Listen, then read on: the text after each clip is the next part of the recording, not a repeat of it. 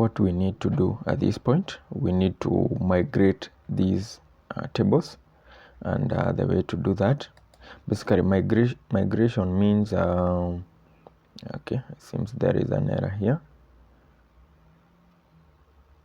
and it must be correct. Right, I think we made a mistake somewhere.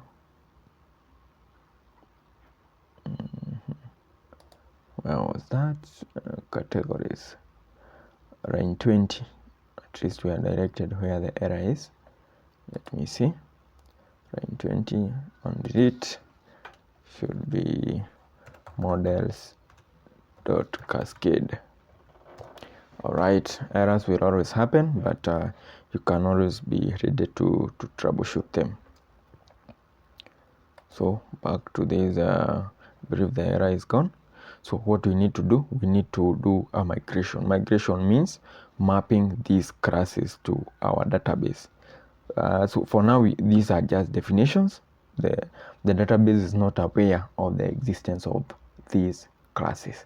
So what we need to do, we need to do some migrations. So the way to migrate, we have Python manage.py make migrations. Alright, something is missing. So we also used an image field on our blog models, but then we need a special dependency that will take care of such request. So we need to install pillow. So the way to do that, it's pip install pillow. Alternatively, you can use the provided command, and within some seconds it's done. So let's proceed and do migration. All right, after making the migration, then we do a migration. We learn the migration command. So it's python manage.py migrate. So all the tables have been mapped, they have been created in our database. So let's run our development server again. Python manage.py run server. So let's see. So we want to access the admin dashboard, and we want to see how our tables, the tables that we have just created, how they look like. So we also need to create a super user. So let's do that. So we first of all stop our development server, then type in python manage.py. We create a super user. That's the command. Then I just want to use that. Then for the email, let me skip that. For the password, let me enter a simple password again. Then I confirm that. All right, let me run the development server again. Then back to my browser. Let me use the credentials that I just created. All right, and there we are. But we are not yet able to see our tables. So let us do some adjustments to make our tables appear here. So let's do that. So what we need to do, we need to go to this file and our application file, another our applications folder. This is admin.py, and what we need to do here, we need to import the models that we just created. So we have from all is denoted by that dot, from all models, import. We have blogs,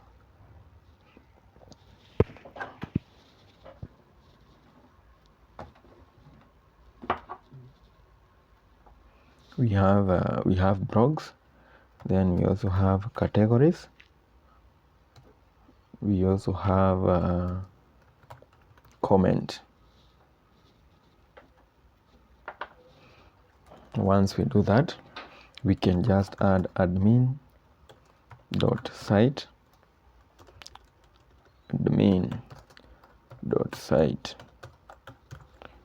register. So let's register our blogs. Let me just copy and paste this. So in the first, let me have blogs. In the second, I have categories. In the third, I have comment.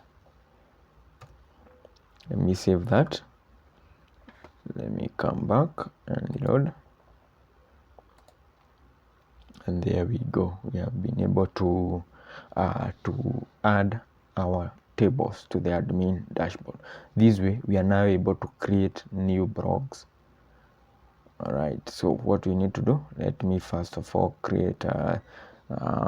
Okay. Let me just click on blogs. So here we have we will have a list of the blogs that we have already created. Then we can add a new blog here. So there is a field that I want us to or rather there is some adjustment that I want us to make. So for the URL, we want this to be dynamically generated, and if a need be, then we can customize it from what has been generated.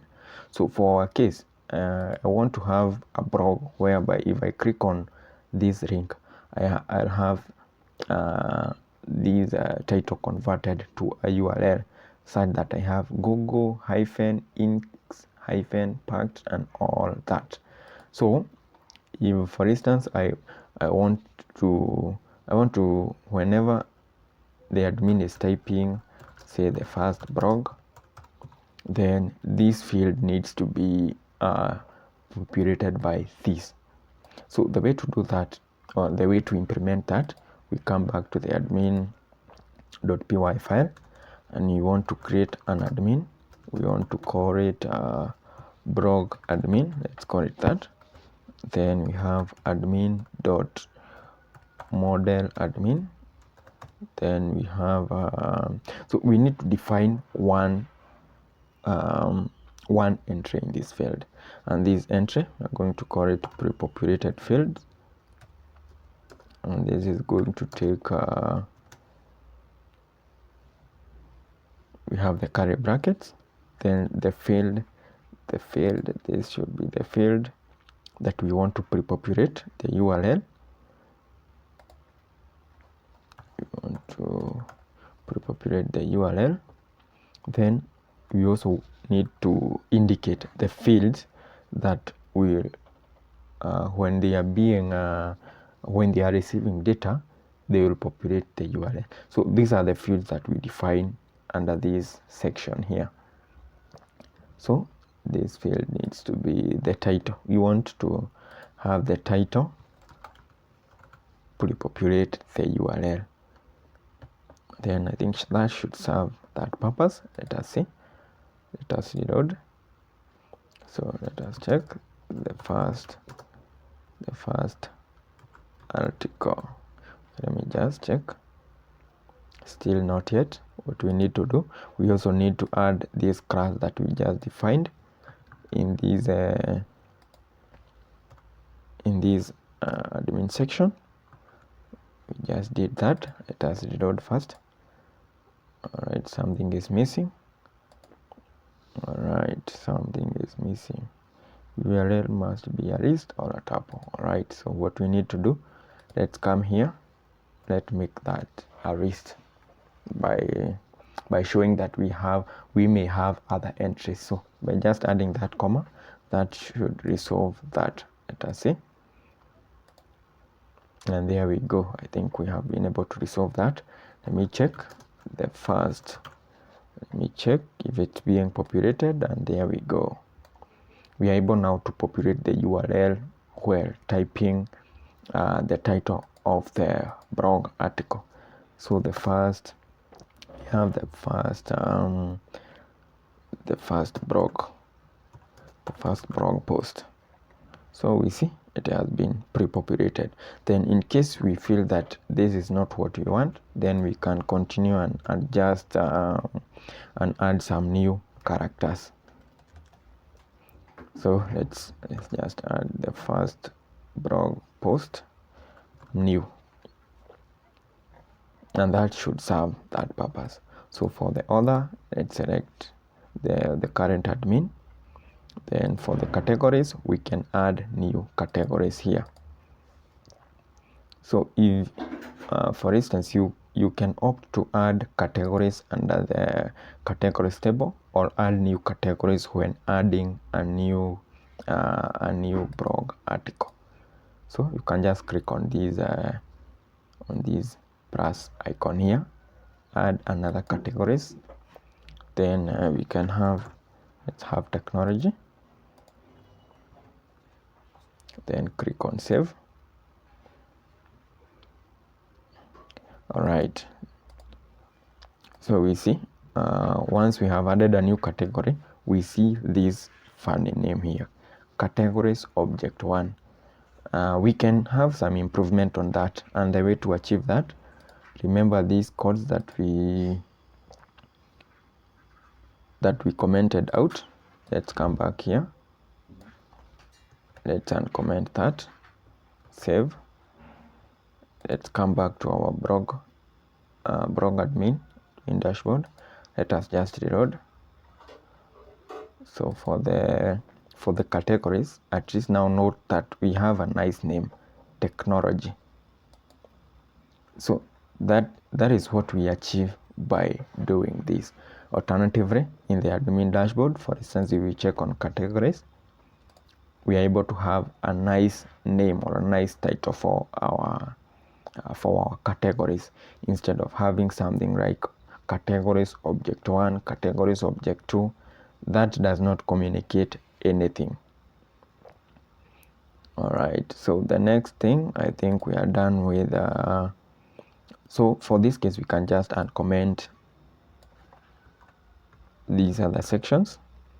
Let us just uncomment this one. At least we have seen where they are, or rather where those 2 lines of code work.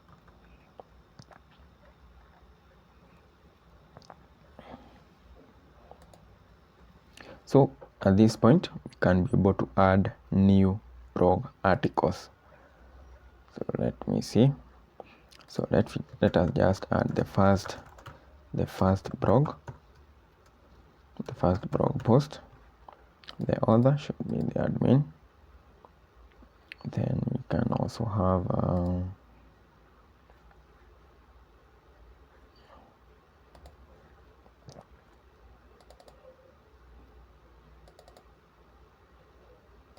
blog template. Let me see. We have blog details.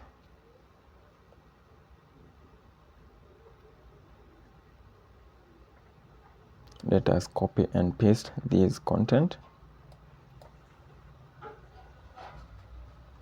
You can just copy that one paragraph, paste it here several times. Remember, we used a rich text field, and that is giving us these tabs whereby we can be able to style our paragraphs with the various styling techniques. So for instance, we can change the that paragraph to bold, indent. We can also add a line. Then we can also, let me select another paragraph, selected that. We can change the text color. Let's give it that. We can also change the background color. Let's give it that as well. So you can do different styling. You can also add a new image. You can add a table and all that. So for the image, let's select that. Let's go with assets, images, post, and select, let's just select post 1. Then we just want to publish it automatically. Let's save that.